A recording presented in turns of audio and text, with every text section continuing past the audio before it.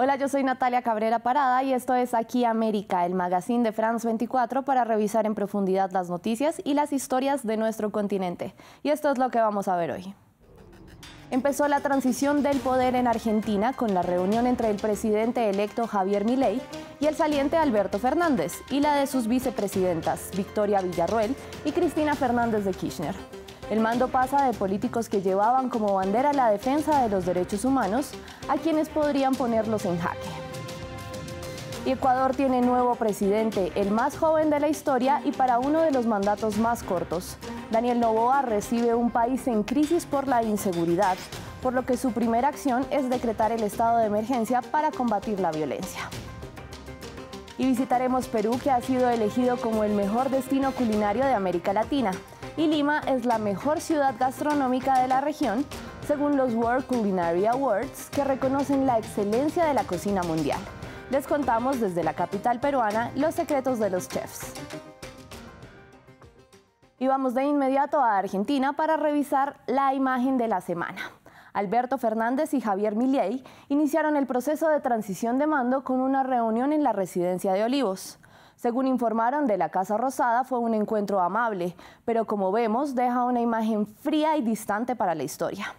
Y otra que sería la imagen de la semana si la tuviéramos, es la de la reunión de las vicepresidentas Cristina Fernández y Victoria Villarroel, pero no accedieron a tomarla.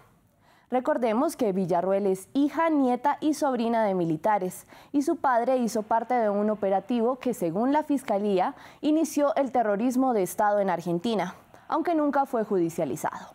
Javier Milei, de extrema derecha, negó que hubiera 30.000 desaparecidos de la dictadura, y su campaña reivindica a las víctimas de los atentados de las guerrillas que se opusieron al régimen. Milei, calificado como el Trump argentino, va de hecho a reunirse con Donald Trump. El expresidente estadounidense lo llamó a felicitarlo por su victoria y adoptó su lema de campaña Make America Great Again y dijo que hará a Argentina grande de nuevo. Y le prometió visitar Buenos Aires, sin embargo no le dio una fecha. El que sí no va a ir, pero sí lo felicitó, fue el presidente estadounidense Joe Biden.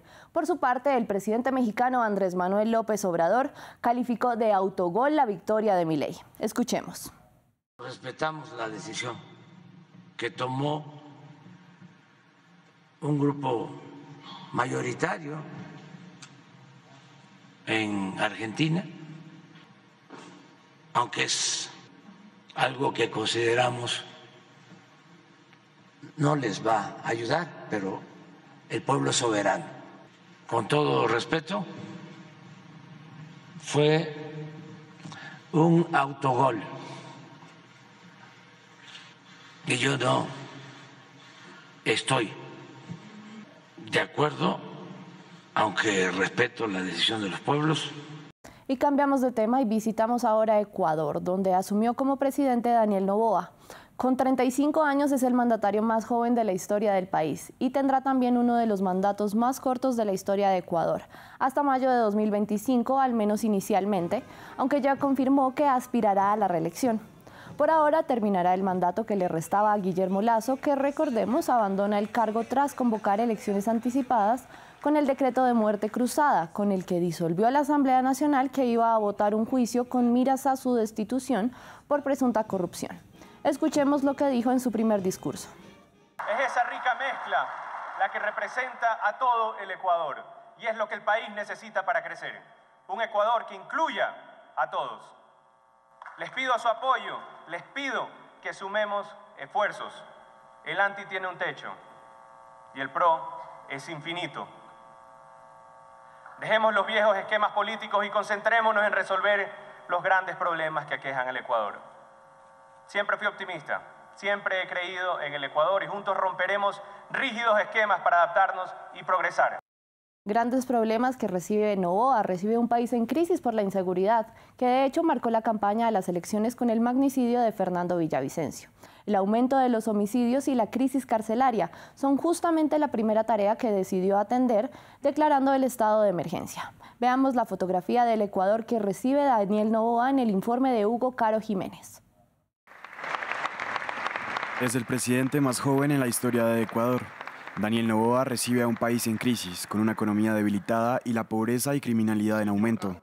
En Ecuador, solo 3 de cada 10 personas tienen un empleo formal y para junio de este año la pobreza en el país aumentó al 27%.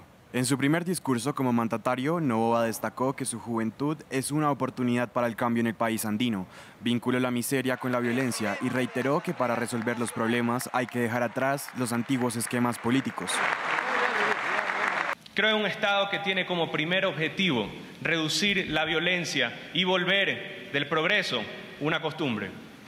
Hay algo que tengo muy claro, y es que para combatir la violencia hay que atacar la desocupación. El país necesita empleo y para generarlo enviaremos reformas urgentes a la Asamblea que deben ser tratadas con responsabilidad y pensando primero en el país. En mayo de este año, Guillermo Lasso, antecesor del ahora presidente Noboa, disolvió la Asamblea Nacional del país, lo que se denomina como muerte cruzada. Así puso fin a un juicio político que buscaba su destitución. Por ello, el Consejo Nacional Electoral convocó unos comicios presidenciales adelantados que le dieron la victoria a Noboa. La violencia y la criminalidad hacen parte de los pendientes más urgentes para el nuevo presidente.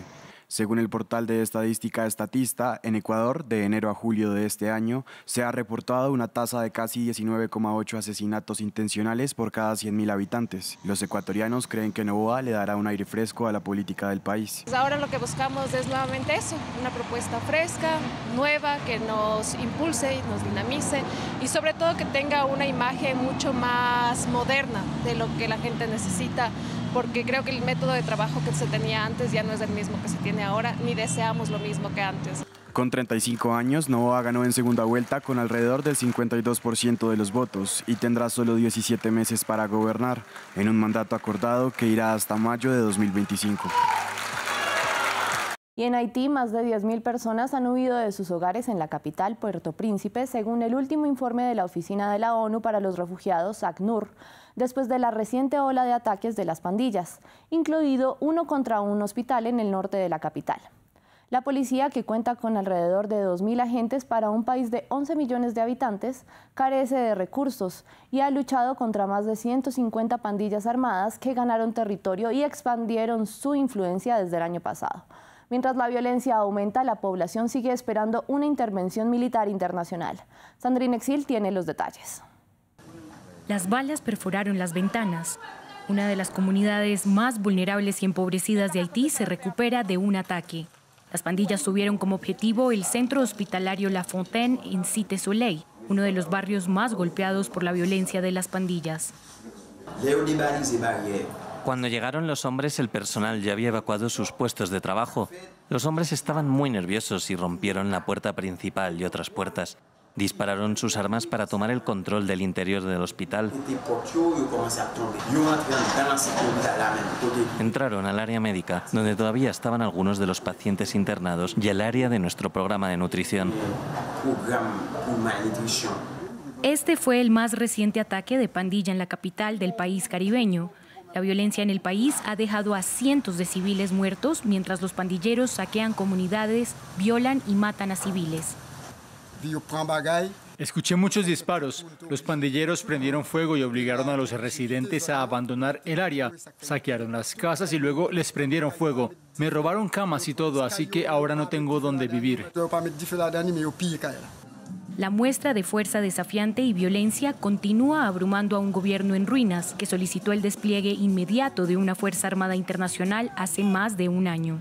Una fuerza multinacional que fue respaldada por el Consejo de Seguridad de la ONU. Pero el Tribunal Supremo de Kenia emitió un fallo para el 26 de enero, retrasando el envío de 1.000 agentes a la nación caribeña. El mayor problema en este momento en Haití es la ausencia de gobierno y Estado de Derecho. Y además todas las instituciones estatales clave han colapsado, incluso la policía. ¿Cómo podrá la fuerza extranjera operar en Haití si no tenemos un gobierno funcional? Desde el asesinato del presidente Jovenel Moïse en julio de 2021, las pandillas de Haití han ido adquiriendo cada vez más poder y el número de secuestros y asesinatos no deja de aumentar. Perú fue elegido como el mejor destino culinario de América Latina 2023 y Lima, su capital, la mejor ciudad gastronómica de la región. Algunos restaurantes peruanos también fueron reconocidos. Nuestro corresponsal en Lima, Francisco Zacarías, recorrió los comedores y los chefs le revelaron los secretos de su éxito. La Gloria, creado hace 30 años, se ha convertido en uno de los lugares gastronómicos más cotizados del mundo. Este año ha sido galardonado por los premios World Culinary Awards 2023 en la categoría de restaurante emblemático de América Latina. Su chef, Oscar Velarde, revela el secreto del éxito: preparar los platos con emoción. Compartimos un estar, un vivir, un disfrutar. Cada uno en su lugar, cada uno en su puesto y disfruta con lo que hace. La gastronomía peruana es una fusión de costumbres milenarias y de influencias española, árabe, italiana, china, japonesa, entre otras. Con técnicas modernas de gratinado, los chefs han logrado cautivar paladares de los clientes. Un gran reto para Dani Rojas del Perroquet, que también fue premiado en la categoría de Mejor Fine Dining de un hotel en América Latina. La gente viene específicamente por el lomo saltado, por el ceviche, el arroz con pato.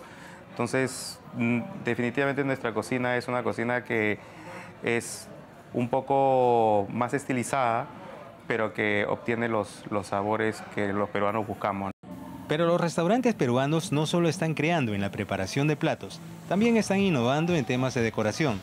La Mariposario, galardonado en la categoría de Nuevo Restaurante de Latinoamérica, ganó el premio por su sabrosa comida con influencias amazónicas y por la experiencia de comer en un espacio con naturaleza y contacto con las mariposas. La geografía que tiene Perú, ahí está, la geografía que tiene Perú es súper importante, ¿no? Eso hace que tengamos una gama muy diversa de insumos.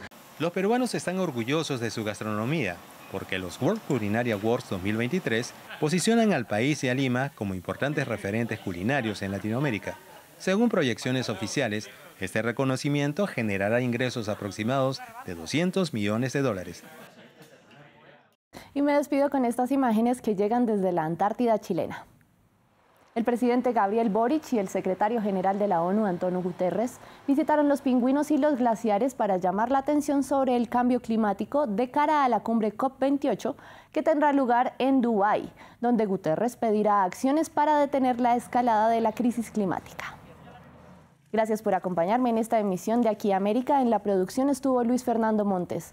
Pueden enviarme sus comentarios en redes sociales a la dirección que ven en su pantalla. Y pueden ver este programa y los anteriores en nuestra página web france24.com. Sigan en sintonía.